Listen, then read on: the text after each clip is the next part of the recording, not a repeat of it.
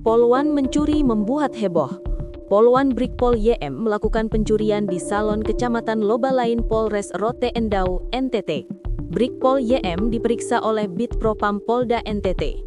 Kepala Bidang Humas Polda NTT, Henry Novika Chandra, mengungkapkan bahwa yang bersangkutan telah dipindahkan dari Polres Rote Endau ke Polda NTT sejak 17 Maret 2026 untuk menjalani pemeriksaan lebih lanjut. Brigpol YM telah dibawa oleh Seksi Propam Polres Rote Endau ke Polda NTT pada tanggal 17 Maret 2026 lalu. Saat ini sudah ditahan di Polda NTT. Nanti kita akan infokan perkembangan kasusnya, kata Henry seperti dilansir dari Pos Kupang pada Jumat 23/2026. Ia menegaskan institusinya tidak akan mentoleransi segala bentuk pelanggaran yang dilakukan oleh anggota kepolisian. Saat ini, Brigpol YM telah mendekam di ruang tahanan sambil menunggu proses hukum lanjutan. Kasus ini bermula dari laporan seorang pelanggan salon berinisial S yang akrab disapa Mama Portu. Ia mengaku kehilangan sejumlah uang saat berada di salon milik ADM yang berlokasi di Jalan Baa Busalangga, Mokdale, Kecamatan Lobalain pada Jumat 6/3/2026.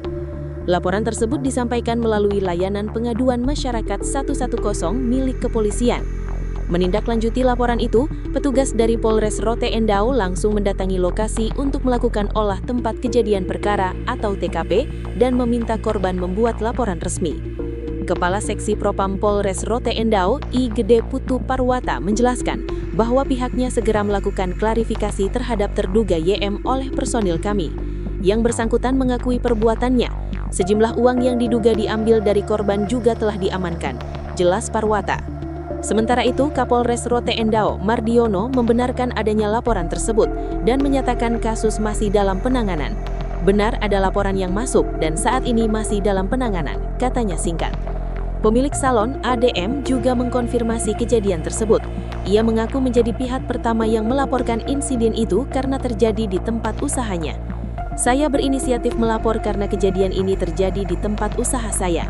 Polisi kami hubungi supaya bisa menjadi penengah karena keduanya sama-sama pelanggan di sini, jelas ADM.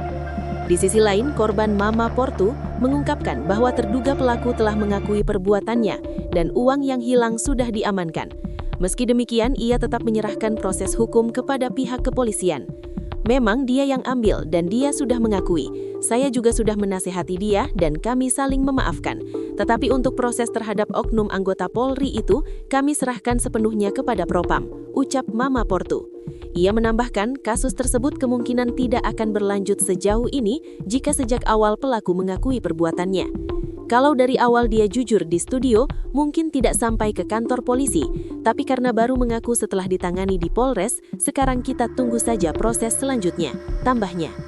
Pihak Polres Rote Endau memastikan penanganan kasus ini dilakukan secara transparan.